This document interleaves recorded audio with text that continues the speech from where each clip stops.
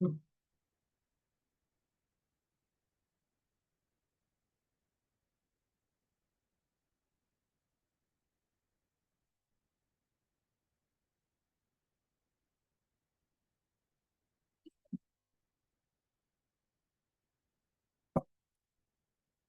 dia mais uma vez, pessoal.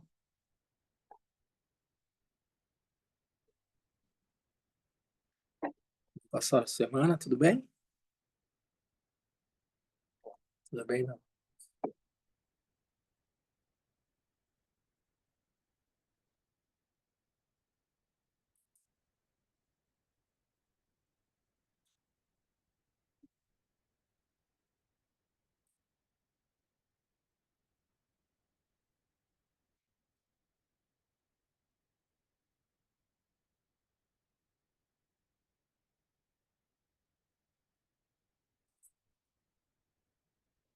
Pessoal em casa também, tudo bem?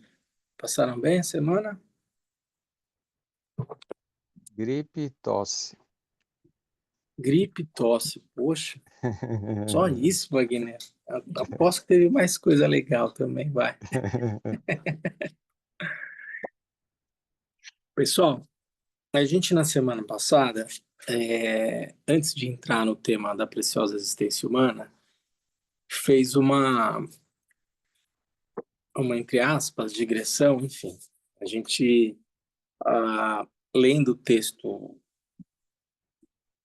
do Gampopa, Ornamento da Preciosa Liberação, Precioso Ornamento da Liberação, a gente encontrava algumas palavras ali que suscitaram alguma reflexão, né? Ah,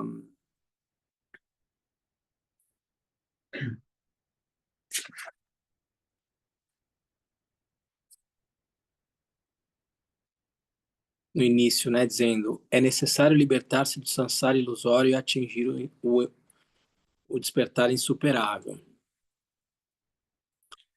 E aí essa necessidade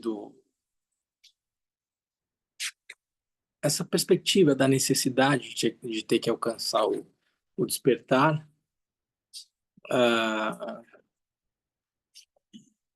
sob a perspectiva de um praticante, né? Por quê? Porque é uma necessidade, né? Porque alguém disse que é importante, que se eu não fizer eu seria punido e daí por diante. Não, a necessidade sob a perspectiva ah, de que a possibilidade de superação do sofrimento, a partir da experiência do Senhor Buda, passa pela possibilidade de compreender, passar a compreender a realidade tal como ela é. Então, sob a perspectiva de um praticante, é necessário percorrer esse caminho.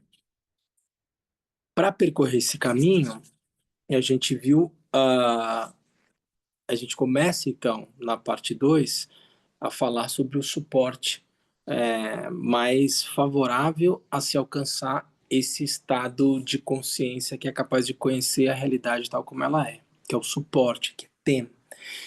E o texto vai trazer a preciosa existência humana como sendo essa condição favorável. Daí, a primeira linha do texto falava, e que a gente talvez vai entrar hoje, né, do capítulo 2 fala algo que a gente já viu anteriormente, que todos os seres possuem o potencial do despertar, o Tathagata Garbha, essa possibilidade de conhecer a realidade tal como ela é. Ah, e aí o texto diz: considerando que todos os seres possuem a natureza de Buda, podemos nos perguntar se aqueles que pertencem às 5 outras famílias da existência não humana, os condenados aos infernos, aos pretas, têm a capacidade de tornar-se Buda. E ele dizia que não tem. Não que eles não possuam a natureza de Buda, mas essa capacidade, de certa forma, ou está interrompida, ou está desconectada. A gente falou sobre isso quando a gente falou das 5 famílias de seres. Mas aí a gente deu um passo mais atrás e fez uma reflexão sobre esse conceito de ser, né? A possibilidade associada à noção de consciência, de sofrer, de sentir e, de certa forma, não só ser capaz de produzir a experiência, o fenômeno da sensação, do sentimento e daí por diante, mas a capacidade ainda de autoconsciência, a capacidade de se relacionar com essas experiências a partir da realidade, a partir da perspectiva do autêntico conhecimento do que elas se tratam, uma noção de certa forma, portanto, de autoconsciência, não só poder sentir, sofrer e daí por diante, mas reconhecer a natureza dessas experiências. A gente foi até aí a gente fez então a, uma leitura do texto do Kalu Rinpoche, falando sobre a natureza, quando se fala do Sansara, né, dos 6 reinos de existência, das 6 condições de existência. Renascer numa condição infernal, como um espírito faminto, animal, como humano, semideus e Deus. Qual é a natureza dessas experiências de realidade? E a gente trouxe, então, aqui algumas informações que o presidente Kalon Rinpoche traz e que eu acho que é importante, porque a gente vai falar muito das características da preciosa existência humana, associada às outras formas de possibilidade de existir, e aí, portanto, eu achei que seria importante a gente entender a natureza dessas experiências de realidade, dessas experiências de existência. Seguindo nessa linha, eu vou trazer aqui mais um outro trecho do livro do Kalu Rinpoche, que é esse aqui, né? Para quem está em casa, já deve ter visto a gente manusear esse livro.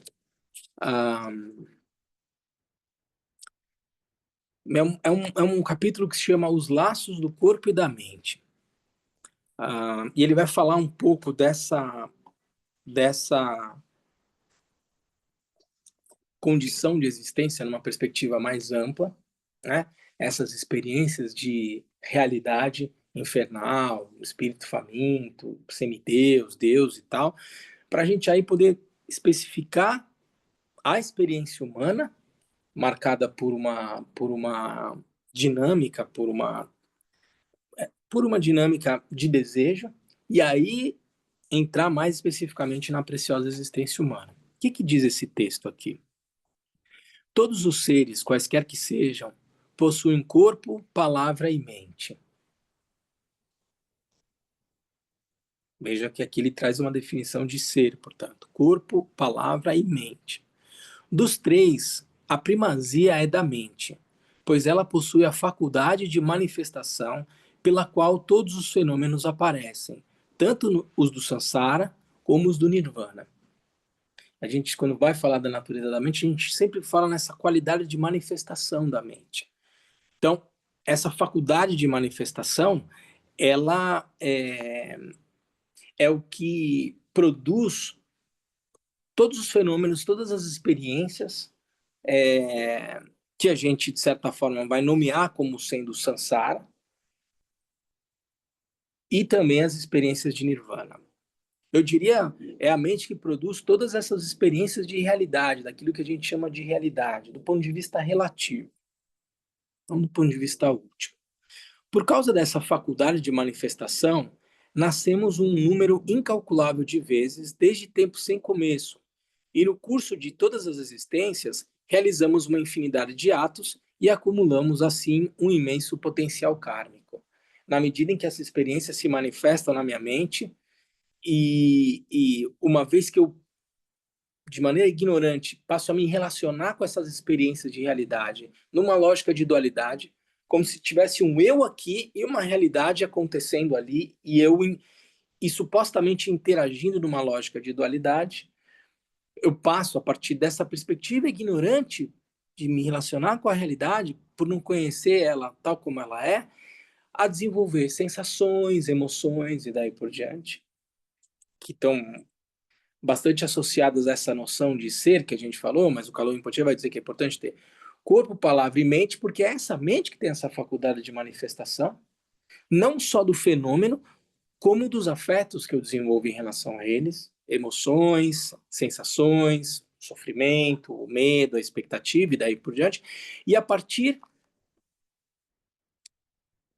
dessa condição, digamos, confusa, eu, eu, eu vou agindo.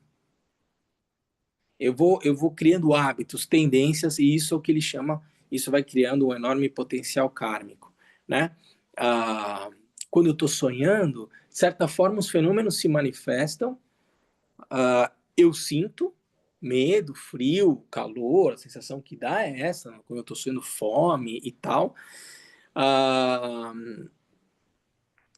mas não há uma ação concreta, né? É, talvez o discurso onírico dos sonhos ele vai revelar, de certa forma, hábitos e tendências, e talvez aí essa possibilidade de fazer uma relação com conteúdos inconscientes, porque são registros que ficam na minha mente, ah, e que, de certa forma, se manifestam no meu sonho, um, e eu passo a me relacionar com eles a partir dos hábitos e tendências que eu fui cultivando enquanto eu estou acordado, e daí por diante, como uma das possibilidades, né? É, será que o sonho é capaz de revelar hábitos e tendências, experiências de outras existências? Ué, por que não, né? Sob a perspectiva budista, isso seria absolutamente possível. Hábitos e tendências cultivados ao longo de tempos sem princípio, de certa forma, encontrando um espaço na psique para se manifestar em algum tipo de discurso onírico. Possibilidades também. Mas o fato é que é na no estado vigil acordado que há uma ação talvez mais tangível, capaz de criar hábitos, tendências que vão fazendo com que a minha experiência de realidade seja bastante marcada por essa minha ação com essa realidade que eu tomo como sendo dual. Ah, isso vai criando uma experiência de realidade. Ah, abrindo um parênteses aqui. Alguém começou a assistir aquela série Adolescência do Netflix? Recomendo. Alguém em casa está assistindo essa série? Não. Sim.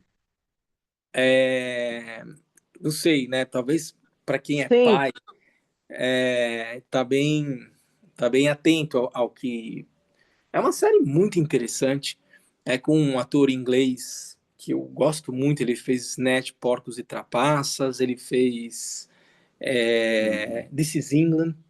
É um ator, Stephen Graham, né? Eu não me lembro o nome dele. Ele é o ator, ele é o pai. E ele é o diretor também da série. Bom, ele vai tratar a experiência de realidade de um jovem adolescente de 13 anos, ah, e que é acusado. Gente, eu não vou dar spoiler, eu não vi o último episódio ainda, mas ele é acusado de ter assassinado uma menina na escola, um menino de 13 anos. E aí você passa a perceber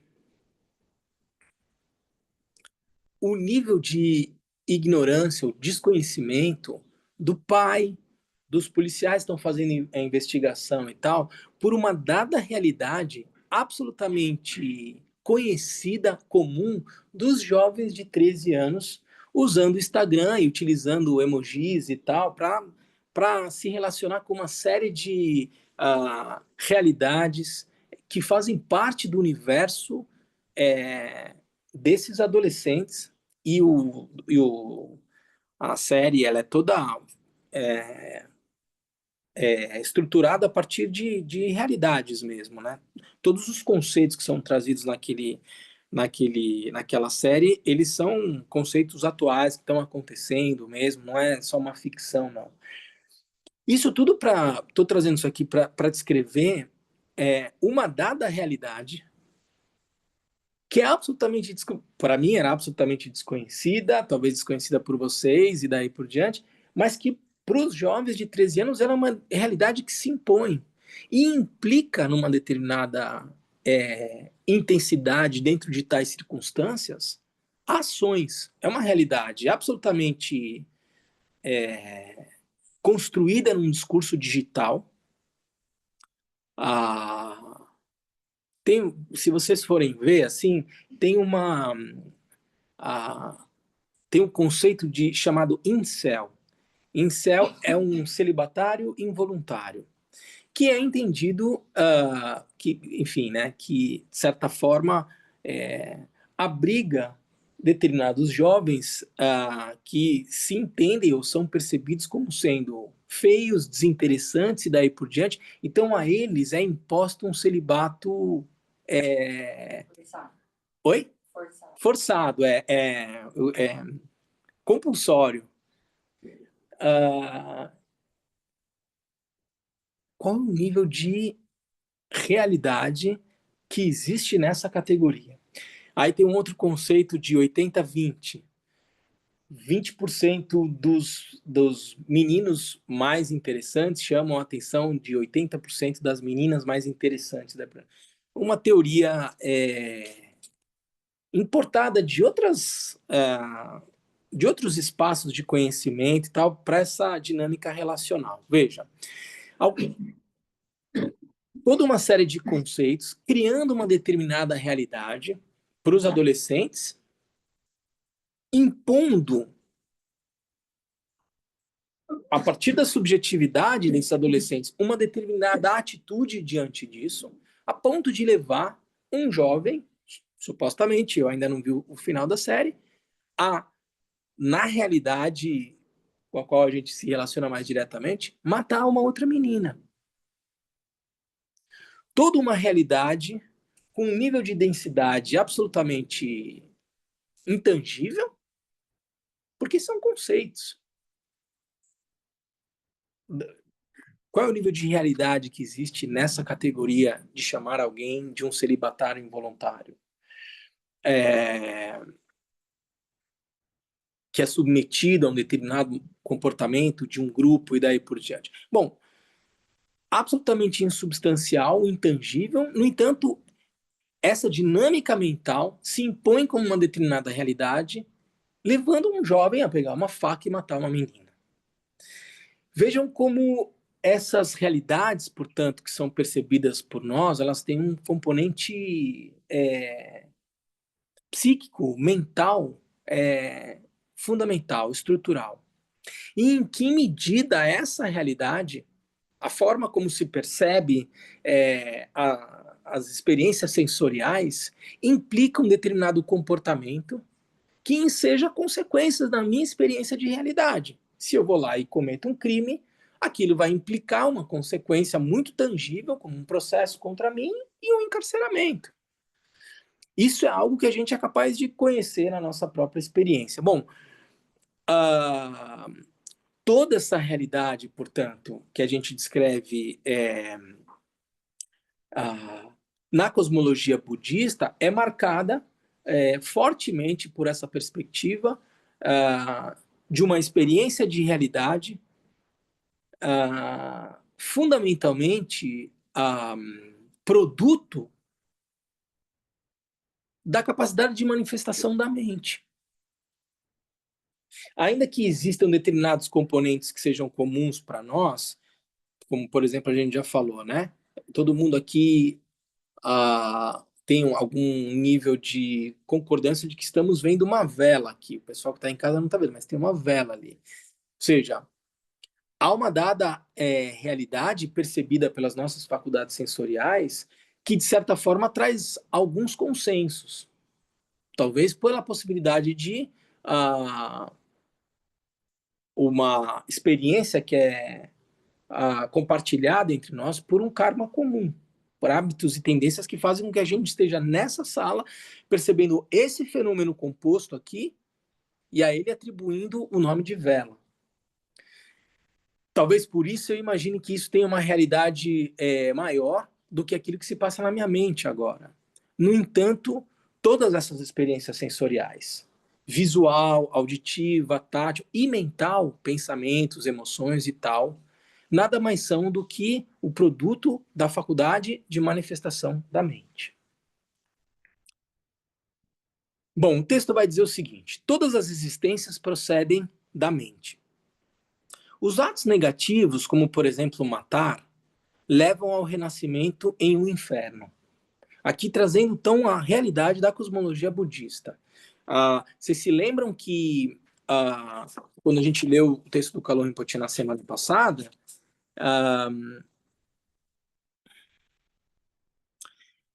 o Kalon Rinpoche dizia, o Buda dá, por exemplo, uma descrição detalhada dos 8 infernos incandescentes, atribuindo-lhes uma localização precisa sob a Terra. Cada um a uma dada distância da superfície do solo. Esses detalhes não têm como impressionar as mentes, correspondem a uma certa... ele está dizendo, né? Esse detalhamento não tem como propósito só impressionar as pessoas, dizendo, tem um lugar lá que é chamado de inferno. Ele diz, de fato, esses detalhes correspondem a uma certa realidade. Assim como esse sino, gente. Por mais que eu diga que esse sino é vacuidade, que eles são causas e são fenômenos compostos criando essa experiência ilusória de algo real, há uma dada realidade nesse sino. Como o texto está dizendo, assim também os infernos descritos na cosmologia budista. Esses detalhes têm uma certa realidade. Visualizar a existência dos 3 mundos inferiores não é uma prova da imaginação. A infinita variedade do mundo animal, os 8 infernos gelados, os infernos ocasionais, os infernos periféricos, são uma descrição de estados de existência que os seres efetivamente experimentam. A gente efetivamente está experimentando uma experiência de realidade humana. Assim também em relação aos outros seres. Aí ele vai descrevendo aqui, ele fala dos semideuses, ele fala, os semideuses estão, por sua parte, localizados nas encostas do Monte Meru. Os deuses, ele divide vários locais de experiência divina, né? E ele vai dizer, todos esses mundos foram descritos pelo Buda, portanto, correspondem a estados de existência realmente percebidos. Entretanto, não se pode dizer que possui uma realidade em si, visto que, em última análise, são apenas uma projeção da mente. E isso não é uma contradição. A nossa própria experiência de realidade dá conta disso. Há uma certa realidade aqui, uma aparente densidade, uma maneira de se relacionar com isso, mas no sentido último, como a gente já descreveu várias vezes, todos esses fenômenos compostos eles são vazios de uma existência inerente. Causas e condições reunidas produzindo uma determinada experiência visual, sensorial, qualquer que seja ela, dando uma impressão de realidade verdadeiramente existente, quando de fato desprovida de uma realidade intrínseca. Bom, então vamos voltar. Os atos negativos, como por exemplo matar, levam ao renascimento em um inferno. Existem 18 infernos, 8 grandes infernos frios, 8 grandes infernos quentes, infernos periféricos e outros chamados de ocasionais. Mas todos esses infernos nada mais são do que uma manifestação da própria mente. Outros atos negativos levam a resultados diferentes. Uma grande avareza, um grande apego, um grande desejo conduzem ao renascimento no mundo dos espíritos ávidos. Existem numerosas espécies de espíritos ávidos, portadores de obstáculos externos, portadores de obstáculos internos, portadores de obstáculos ligados à alimentação e à sede, etc. Todos sentem uma grande fome, uma grande sede, uma extrema indigência e nunca encontram o que necessitam. Mas neste caso, também o mundo dos espíritos ávidos é apenas uma manifestação da mente. Não ter podido discriminar nas vidas passadas, aqui ele está descrevendo então causas de renascimento nessas condições de realidade, né? Falou dos infernos, dos espíritos famintos, vai descrever agora os animais. Não ter podido discriminar nas vidas passadas entre o negativo e o positivo demonstra uma obscuridade mental que leva ao renascimento no mundo animal. A espécie animal, de longe a mais numerosa, é constituída por seres com os quais não podemos nos comunicar, os nagas, que são seres que têm uma aparência de cobra, há uma descrição toda de como eles são, eu nunca vi um naga, mas é o que é dito. Eles são a classe mais numerosa de animais, a gente não vê os nagas. Alguns conseguem ver, mas em geral a gente não consegue ver. Eles vivem sob a terra ou nas águas e se dividem em 8 classes. Os animais com os quais nos comunicamos, os cachorros, os gatos, as vacas, etc., são os menos numerosos. Mas todos os animais sofrem muito por causa dos limites de seu psiquismo. Na realidade, o mundo animal é apenas uma manifestação da mente. Quando praticamos Shiné, a pacificação mental, ou Platon, a visão superior, se a meditação for verdadeiramente motivada pela liberação, ela conduzirá a renascimentos nos mundos que, em planos sutis, permanecem confinados no samsara. Aqueles, por exemplo, aqueles que, por exemplo, praticaram a meditação Platon e da mente imortal, permanecem no contexto do samsara, renascendo nos diferentes mundos divinos da esfera da não-forma. Tanto há seres que não têm forma, os deuses, né? Aqueles que praticam o dom e o altruísmo, sem orientar sua mente para a liberação, renascem nas diferentes categorias de deuses da esfera do desejo e da forma. Os seres dos mundos divinos gozam durante muito tempo de prazeres e alegrias extremamente grandes e não sentem praticamente nenhum sofrimento. Nesse caso, ainda, os mundos divinos são apenas uma manifestação da mente. Outros seres, outros seres praticaram as virtudes, como o dom, a ética, a paciência, meditaram, mas de um modo impuro. Ou também realizaram atos sob o poder do ciúme ou do desejo, de dominação. Eles renascem no mundo dos semideuses, mas por causa de suas tendências aos ciúmes e à megalomania, são simultaneamente levados a múltiplas discussões e conflitos.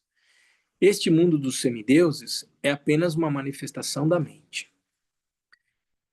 Então é importante, porque a gente vai falar da preciosa existência humana, é entender quais são essas outras formas de existência que não são consideradas como favoráveis a alcançar o despertar. Todos os seres são afetados pelas emoções perturbadoras, apego, cólera, ciúme, avareza, etc. Entre os humanos predominam o desejo e o apego. A condição humana é o resultado kármico de vidas anteriores, onde se misturam positivo e negativo, mas com a supremacia do positivo. Na cosmologia budista, nosso universo é descrito como sendo formado por uma montanha axial, rodeada por 4 grandes continentes. Sobre esses 4 continentes vivem os homens. Nós mesmos, habitantes da Terra, nos encontramos sob o continente sul, do sul, Jambudvipa ou Zambolim. Os outros continentes são também povoados por humanos, que podem ser ligeiramente diferentes de nós. Assim, no continente do leste, Purvavidewa, ou Lupapo, os homens têm um corpo maior, uma vida mais longa e a felicidade relativamente maior que a nossa, mas fundamentalmente são humanos como nós.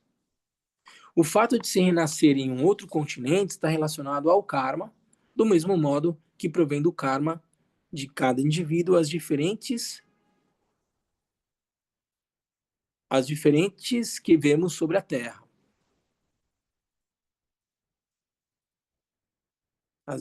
As diferenças que vemos sobre a Terra. Uma vida mais ou menos longa, um físico mais ou menos bonito, um temperamento mais ou menos alegre, a riqueza ou a pobreza, uma boa saúde, nada disso se deve ao acaso. Os infernos quentes são descritos como uma superfície totalmente incandescente, onde quando colocamos o pé direito, nos queimamos. E quando colocamos o pé esquerdo, também nos queimamos. Mas o Buda disse que o fogo dos infernos era a nossa criação, o resultado de nosso karma e o produto de nossa mente. Isso não foi criado por ninguém. Nenhum outro ser pode ser responsabilizado. Disse também que a diversidade kármica dos seres, isto é, a diversidade dos atos que os diferentes seres realizam, criam toda a diversidade e a multiplicidade das condições desses mesmos seres. Veja, é a ação que coloca, que engendra essas experiências de realidade. A mente criadora dos mundos. Quem realiza esses diferentes atos, bons ou maus, que produzem tais resultados kármicos? Nosso corpo, nossa palavra e nossa mente. Mas o mais importante, aquele que dirige é a mente. É ela que está na origem dos atos negativos e positivos. Se nasce na mente o desejo de prejudicar ou de matar, o corpo se colocará em ação para tentar prejudicar ou matar. Se a mente concebe o desejo de exprimir coisas desagradáveis, a fala seguirá e proferirá palavras que ferem. Ao contrário, se a mente projeta ajudar alguém, o corpo se colocará em ação para levar essa ajuda. E se a mente deseja proferir palavras agradáveis, a fala o fará. Portanto, é a mente que é o fundamento de todos os atos positivos e negativos. Como a mente pode produzir as diferentes classes de seres tão complexos e diversificados? Pensemos no sonho. Quando sonhamos, surgem paisagens, países. Nesses lugares percebemos casas, pessoas, todos os tipos de coisas e de situações. O conjunto é produzido pela mente. Do mesmo modo, as 6 classes de seres provêm apenas de nossa própria mente. Uma única potencialidade de aparência da mente pode ser percebida de maneira extremamente diversa em função do karma. Por exemplo, o que se exprime para nós sob a forma de água e nos permite saciar a sede, manifesta-se para um outro ser, que renasceu no inferno, sob a forma de metal fundido ou lava. Então, aquilo que eu percebo como sendo um rio, um ser que está no inferno vai experimentar aquela realidade como sendo um rio de lava. Para um espírito ávido, essa mesma potencialidade da mente aparece como sangue, muco ou matérias repulsivas do mesmo tipo. Um semideus vai perceber a água como uma arma, um deus como néctar. Enfim, para um ser que atingiu a liberação total, o elemento água é realizado como sendo o Buda feminino Mamaki. E para um peixe, a água é um habitat. Vejam como é. Vejam como isso é diferente. Pensem numa situação de alguém que está absolutamente traumatizado por experiências de bullying, de humilhação pública e daí por diante. Quando alguém vem e faz um elogio a essa pessoa, ela não acredita que aquilo é um elogio. Eu posso estar elogiando, ela pode tomar aquilo como uma ironia. A maneira como ela toma aquelas minhas palavras são como um canivete, são como faca, estão cortando ela. Quando, na verdade, eventualmente, a minha motivação era a melhor possível. Como ele vai perceber aquelas palavras, aquele som que eu murmurei, que eu produzi pelas minhas cordas vocais? Ela pode tomar aquilo como uma agressão. Eu posso ter dito isso sobre uma perspectiva completamente diferente.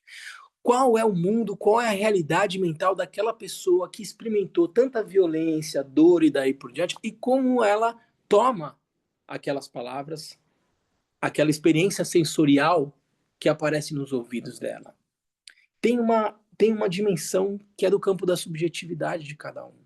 Ainda que num determinado momento o meio seja o mesmo. Nós estamos numa conversa, eu digo palavras doces, ela recebe como agressões. Eu tô num rio me banhando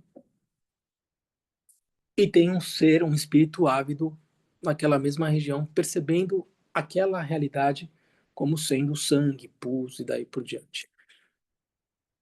Vejam como, portanto, todas essas experiências de realidade, de certa forma, são uma produção da mente. O meio ambiente é um outro reflexo do karma, que condiciona a percepção dos seres. Vivemos na superfície da Terra, enquanto que um peixe não poderia evoluir fora d'água. Para outros seres, o mundo se resume a nosso organismo. Quantos serizinhos estão dentro do meu corpo? Bactérias, toda a minha flora intestinal e daí por diante. O mundo deles é é o meu corpo.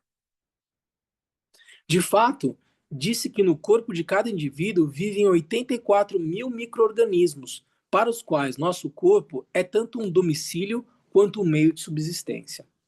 Uma doença chamada Yama deve-se a um desses micro-organismos, que pode se deslocar em uma fração de segundos da planta dos pés à ponta dos cabelos.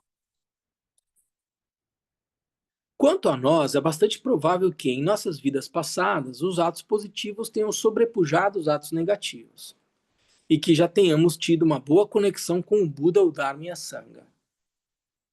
É bastante provável que todo mundo que está aqui já teve algum contato com o Buda, com o Dharma e a Sangha. Isso é uma conexão kármica, é um amadurecimento kármico que faz com que vocês estejam aqui hoje.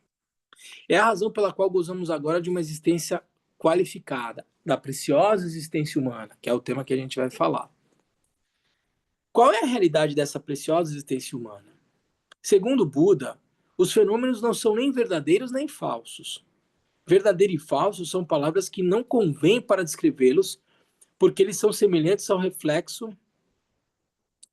Segundo Buda, os fenômenos não são nem verdadeiros nem falsos. Verdadeiro e falso são palavras que não convêm para descrevê-los, os fenômenos, porque eles são semelhantes ao reflexo da lua na água. Quando olhamos o reflexo da lua na água, não podemos dizer, de fato, que vemos um objeto real, pois a lua não está na água. Essa é sempre a alegoria que se faz no budismo, né? A lua está lá no céu, a superfície da água, no lago, faz com que apareça um reflexo da lua na água. É a lua real que está sobre a água? Não, não é. Mas é uma. Mas é. Mas tem alguma coisa ali, tem um reflexo se manifestando. Não dá para dizer que não tem absolutamente nada. Então, quando olhamos o reflexo da lua na água, não podemos dizer de fato que vemos um objeto real, pois a lua não está na água. Mas também não podemos dizer que a aparência é completamente irreal, já que podemos verdadeiramente ver a lua na água. Nosso corpo não escapa dessa ambiguidade. De um lado, ele não tem mais realidade do que a de um corpo que aparece num sonho. De outro, experimentamos através dele todos os tipos de sensações agradáveis ou desagradáveis, e graças a ele podemos nos deslocar ou nos fixar num lugar. De um ponto de vista pragmático, ele é, portanto, real. Entretanto, é útil compreender que nosso corpo não é fundamentalmente real, que ele tem a mesma natureza do corpo onírico, que ele é apenas uma aparência ilusória produzida pela mente e que ele é impermanente e mutável. Se tivermos a profunda convicção de que ele é assim, nossos apegos diminuirão, a tendência à cólera e a apreensão do ego diminuirão. Toda vez que alguém me provoca, surge a raiva, olha para a raiva. Quem é que está bravo? Tem um ego aí. Mas qual é a natureza desse ego? Por que eu fiquei ofendido? Eu? Mas. E não é justamente isso que me prende nessa experiência de realidade? Se desidentifica com esse ego e olha para ele. Mas não é ele que é a causa do meu sofrimento? E daí eu vou querer honrar esse ego e bater no outro cara porque esse ego foi ofendido. Tipo, por que eu vou entrar nessa roubada? Larga. E é por isso que nessas circunstâncias, quando alguém te provoca e você é capaz de olhar para a experiência da raiva surgindo e percebendo, mas eu vou entrar, eu vou me engajar nessa loucura de defender esse ego que ficou ofendido e daí por diante. Não, eu vou olhar para essa experiência e agradecer. Ela foi uma excelente oportunidade para eu olhar e perceber a trama que me prende no samsara. Eu posso me proteger, eu posso me afastar, eu posso adotar aquilo que pareça ser o mais saudável, desde que a minha motivação seja correta. Não com o propósito de defender o meu ego, se determinar, não com o propósito de vingar alguém, mas se numa determinada situação eu entender que é o mais saudável me posicionar para aquela atitude não se repetir com outras pessoas e não causar mais dor e sofrimento, se essa for a minha motivação, tudo bem, haja. Mas olha sempre para a tua motivação. Por que, que você está escolhendo fazer isso e não aquilo? É para defender o teu ego? Só para te avisar. É justamente essa atitude que te prende no samsara. E esse é um treinamento, portanto, de vigilância a todo instante. Eu olhar para as minhas motivações e entender por que eu faço esse movimento e não aquele. Entretanto, é útil compreender que nosso corpo não é fundamentalmente real, que ele tem a mesma natureza do corpo onírico, que ele é apenas uma aparência ilusória produzida pela mente, e que ele é impermanente e imutável. Se tivermos a profunda convicção de que ele é assim, nossos apegos diminuirão, a tendência à cólera e a apreensão do ego diminuirão. Em geral, tendemos a acreditar que somos permanentes e não submetidos à mudança, que nosso corpo é uma coisa real. A partir dessa crença, produzem-se as emoções conflituosas, como o apego e a cólera, e também as doenças, as dores e as angústias. Todas as aparências são simplesmente uma produção da mente. Não têm realidade, nem permanência, são transitórias e mutáveis. Suponhamos que um homem e uma mulher se apaixonem e que concluam que viver juntos é maravilhoso. Eles se casam, tudo vai bem. No final de um certo tempo, pode acontecer do desentendimento se instalar e substituir a felicidade pelo sofrimento. Eles não sentem mais nenhum prazer de estarem juntos. Estão em desacordo em todos os planos, mental, verbal e físico. Mesmo o fato de se verem torna-se uma ocasião de desgosto e cólera. Ouvir simplesmente falar do outro lhes é insuportável. O apego, o amor, o desejo são transformados em cólera e em raiva. Esse é um sinal da não realidade dos fenômenos. O amor não era real, real, entre aspas, assim, né? Visto que pode se transformar em raiva. Dar-se conta de que ele, de que o que passa, dar-se conta de que o que se passa agora é apenas um jogo ilusório das mudanças da mente é muito proveitoso. Pois mesmo que não se possa desfazer das emoções conflituosas, podemos pelo menos compreender que, se é maravilhoso viver em harmonia, não é necessário tornar-se inimigos ferozes quando a alegria de estar juntos desvanece. Entendimento ou desentendimento são de fato apenas mudanças relativamente superficiais da mente.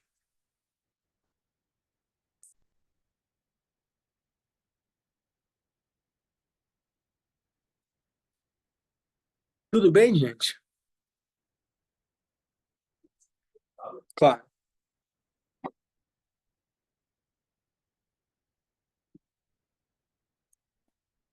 Capacidade de manifestação da mente é igual à claridade, o aspecto claridade da mente?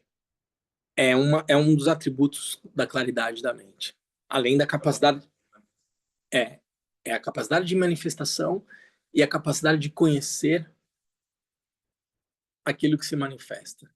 Esses dois atributos, dependendo da forma de classificar, são entendidos como sendo o aspecto claridade da mente. Outros vão dizer que é o modo de funcionamento, como o Kalud Rinpoche apresenta. Vacuidade, claridade e modo de funcionamento. Conhecimento sem obstrução, ele fala.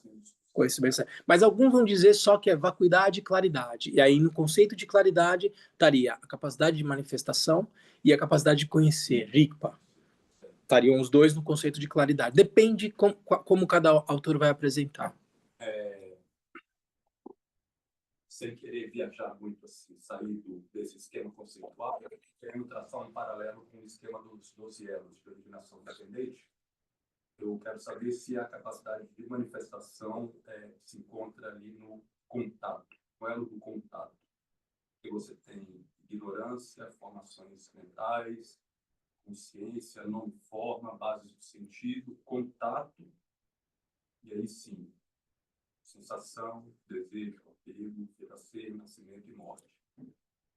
Onde é que está nos 12 elos a manifestação? Então, assim, de certa forma, ela está em todos os 12 elos, porque não só quando você se refere ao contato, você estaria, eventualmente, se relacionando, por exemplo, com a noção de experiências sensoriais. Só que, por exemplo, uma, um pensamento ou um sentimento de ser não necessariamente pressupõe um contato. Estaria mais na Formações mentais. Experiências oníricas, você tem formações mentais. Exatamente. Mas essas formações mentais, elas depositadas em, como se diz, a laia virginiana, também pressupõem talvez um contato anterior, uma experiência de contato que produz sensações e que produz, que retroage como formações mentais. Sim, pode fazer, mas assim, não necessariamente aquilo que se manifesta necessariamente tenha que produzir, tenha que estar associado a uma noção de uma, como eu posso dizer, de uma relação, não é a palavra, mas de uma interação entre objetos ou fenômenos e daí por diante. Exato. Porque a capacidade de manifestação, ela existe independentemente dessa condição, entende? É um atributo inado. Exatamente, é isso. Sim. Uma outra dúvida, Lama. Aqui no texto, ele fala... quando praticamos a pacificação mental ou Platão, a visão superior, se a meditação for verdadeiramente motivada pela liberação, ela conduzirá a renascimentos nos mundos dos que, em planos sutis, permanecem confinados no samsara, que seria o mundo dos deuses sem forma. Né? Aqui ele está falando de que tipo de praticante? Do Pratyeka Buda, dos ouvintes, ou daquele, por exemplo, daqueles primeiros mestres do Buda que alcançaram o mundo da forma e da não forma? Né? Então, assim, ele não está se referindo... Ele está se referindo aqui praticante, exatamente. Não, ele não está sendo específico a circunscrever só aos Pratyeka Budas, aos Shravakas ou aos Arhats, por exemplo. Ele está dizendo que porque essas famílias, como a gente viu no texto da natureza de Buda, elas pressupõem determinadas características, viver em isolamento, não falar sobre o seu mestre, não ter nenhum tipo de compaixão e daí por diante. E a gente não precisa ficar circunscrito a essas categorias. Eu poderia me relacionar com essa parte do texto simplesmente sob a perspectiva de que um praticante que simplesmente pratica chinê, desprovido de uma atitude de querer alcançar a liberação para o benefício de todos os seres, ele pode alcançar um estado de uma realidade de existência absolutamente divina de um mundo ele sem forma e daí por diante, mas isso ainda não ser a liberação última, entendeu? Então, assim, dizer que a compaixão, a bodhicitta, que é realmente a condição para se alcançar o estado de... Isso sim, isso ele diz. O Gampopa vai dizer isso. Ele vai dizer que essa é uma condicionante. Nessa perspectiva de um autor, o Gampopa é um mestre do budismo Vajrayana, o budismo Vajrayana entendido como sendo, digamos, uma decorrência do budismo Mahayana. O budismo Mahayana coloca a prática do amor, bondade e compaixão como sendo uma condicionante para alcançar o estado de Buda. Talvez um praticante que seja Theravada e daí por diante não se relacione dessa forma com esses conceitos de amor, bondade e compaixão. Mas o texto do Gampopa, baseado nos sutras e daí por diante, vai colocar que a prática da bodhicitta e tal, da motivação de alcançar o estado de Buda para poder conduzir todos os seres a uma condição livre de sofrimento, é uma condição sem a qual você não alcança o estado de Buda. Tá? Pessoal em casa, do que a gente leu até agora, dos estados dos tipos de renascimento, circunstâncias de realidade, alguém ficou com alguma dúvida? Queria fazer algum comentário?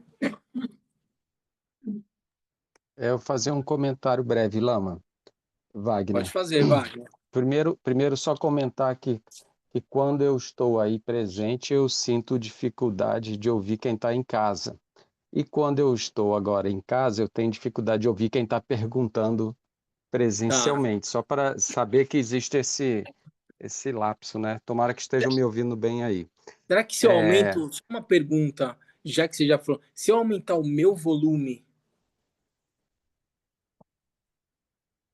Pedro, recita aí a tomada de refúgio.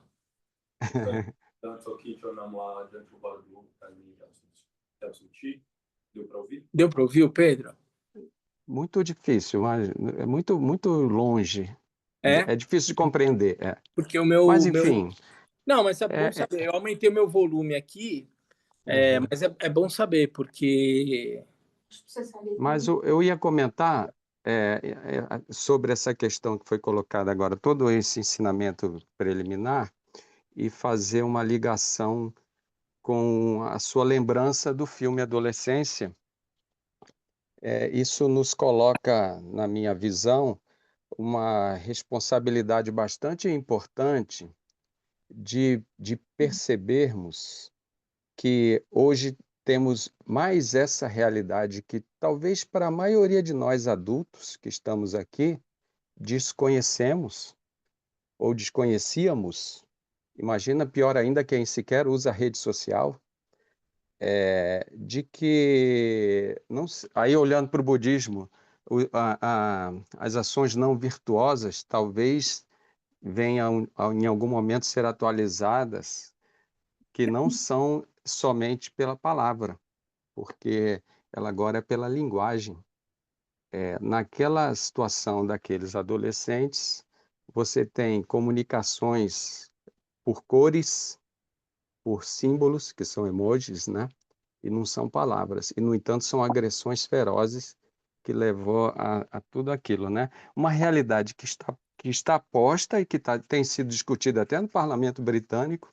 Não estamos sabendo lidar bem com isso e, inclusive, vindo com soluções de proibir o adolescente de usar as redes sociais como se isso fosse eh, resolver alguma Resolve coisa, porque isso é uma muito. realidade deles, adolescentes, e que nós é que estamos por fora da situação. Bom, voltando para o budismo, para nosso ensinamento, é só para fazer essa ligação, né, com como esse tipo de linguagem afeta tanto a nossa mente que nos faz cometer ações tão prejudiciais, né? Só para fazer esse É. comentário e essa percepção de uma atualização possível futura nessa tradução, que ao invés de palavra passasse a ser linguagem, né?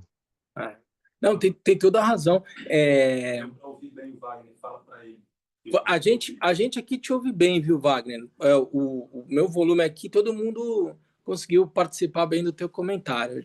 O problema é mesmo a gente trazer um microfone. Porque o Zoom, o microfone não ia adiantar. O Zoom Ele corta o som. ele corta todos os sons ao redor. Tem quem está falando. Eu vou repetir, então. Quando alguém estiver falando, eu meio que repito. Vai ser um pouco redundante para quem está aqui, mas para ficar uma coisa bem integrada, já que a gente assumiu o desafio de fazer ensinamentos híbridos, né? Mas é bem legal o que o Wagner está dizendo, assim, e eu noto isso, assim, com um nível de atenção enorme, assim, veja toda essa realidade meta. Há uma realidade virtual que, em alguns casos, para algumas pessoas se sobrepõe à realidade, essa realidade, digamos, analógica que a gente chamou lá outro dia, assim, entendeu? É, a pessoa tem um avatar ali naquela realidade virtual. Ela tem uma economia sendo criada com moeda, com dinheiro e daí por diante.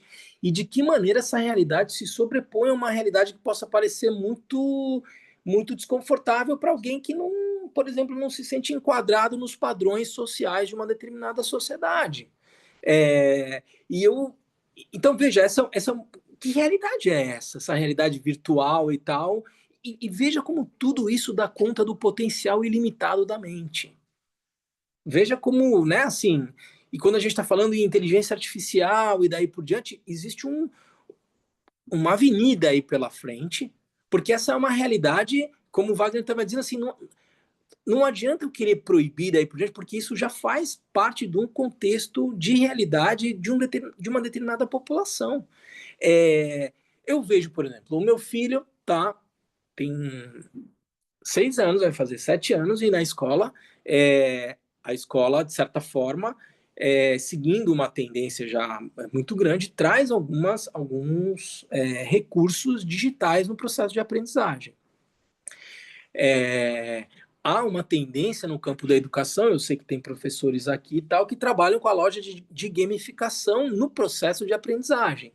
Algum nível de recompensa e daí por diante, uma trajetória para se alcançar um resultado de aprendizagem e daí por diante.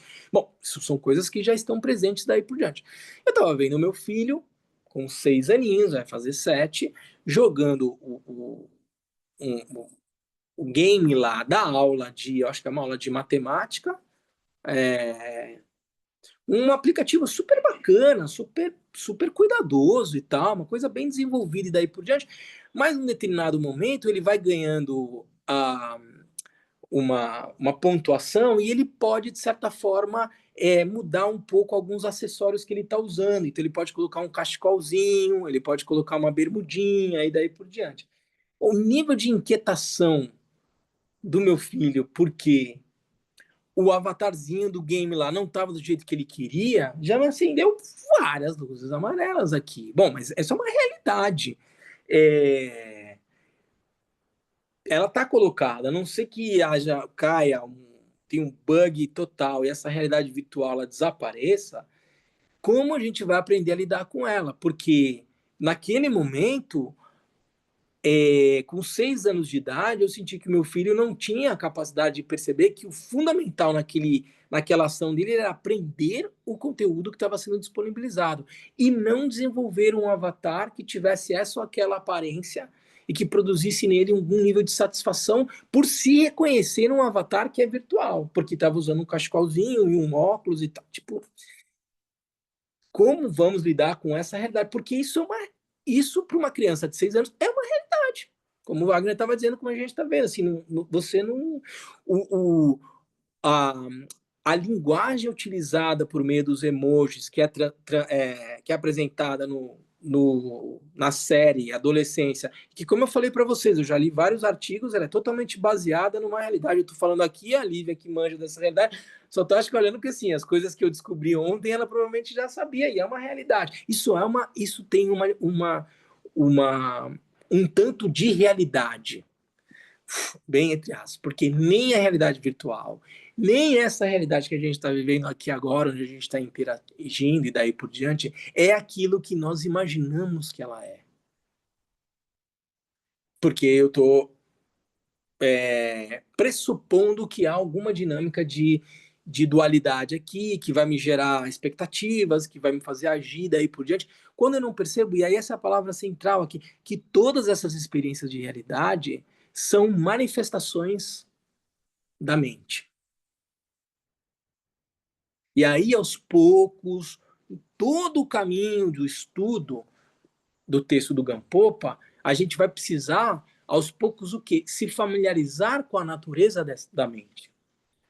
De certa forma, entender o que é mente, o que é a natureza da mente, quais são as diferenças disso, mas não no campo meramente discursivo e daí por diante, mas por meio da sua própria prática.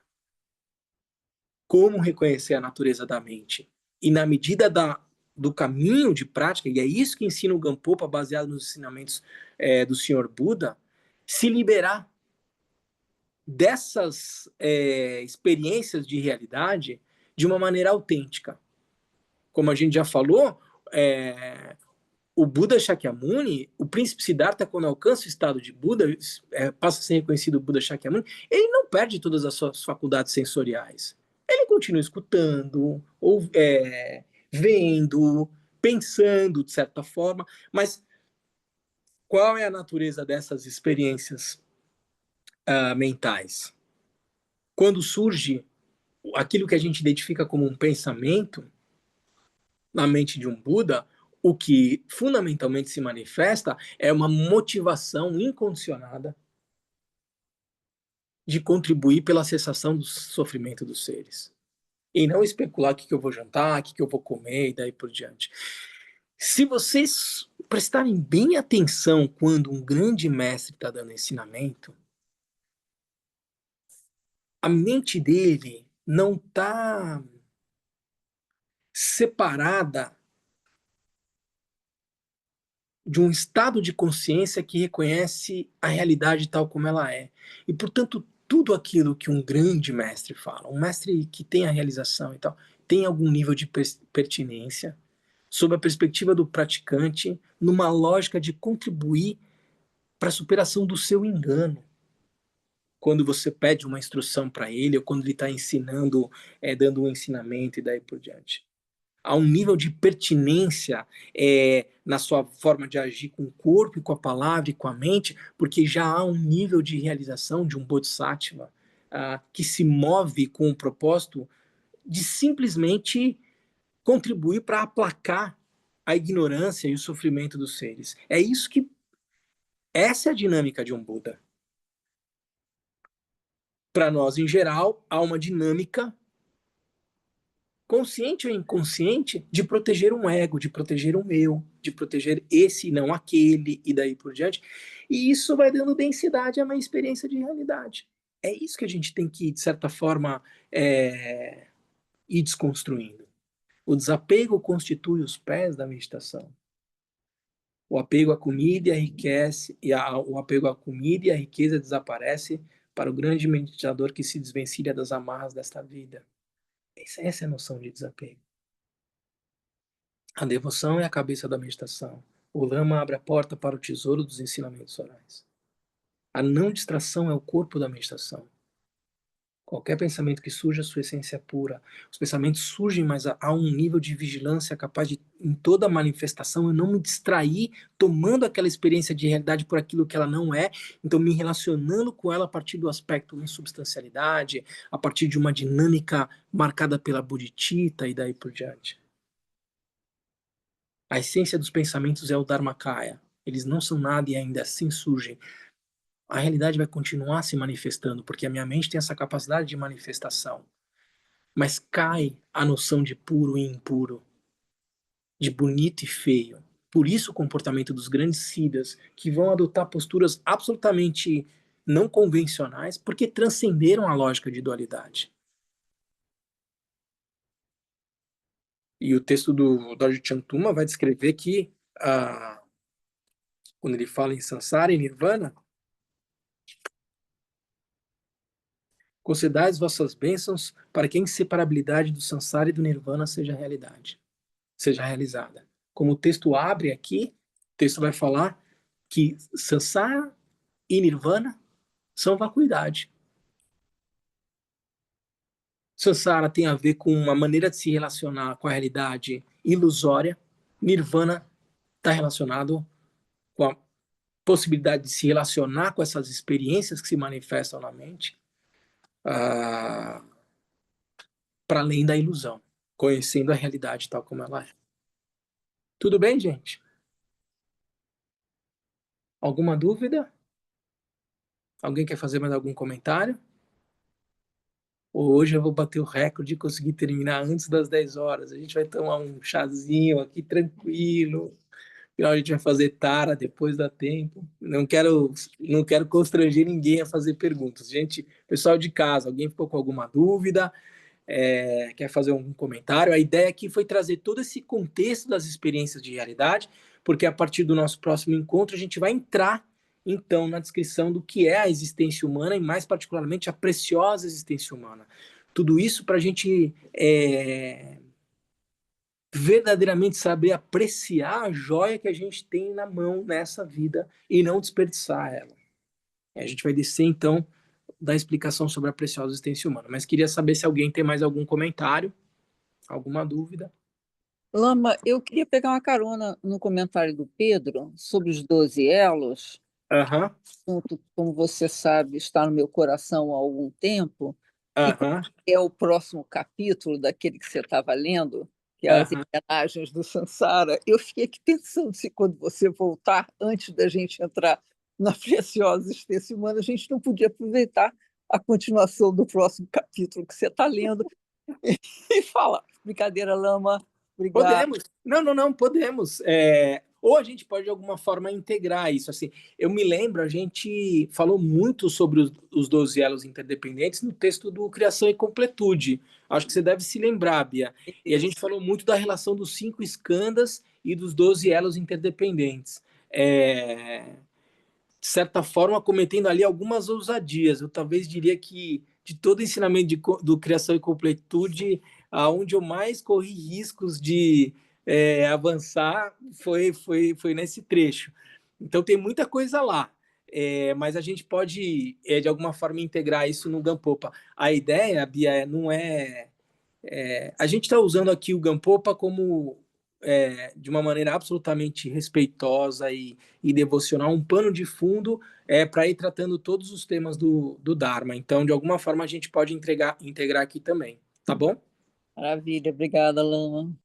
Imagina. Vamos fazer a dedicatória, então, gente?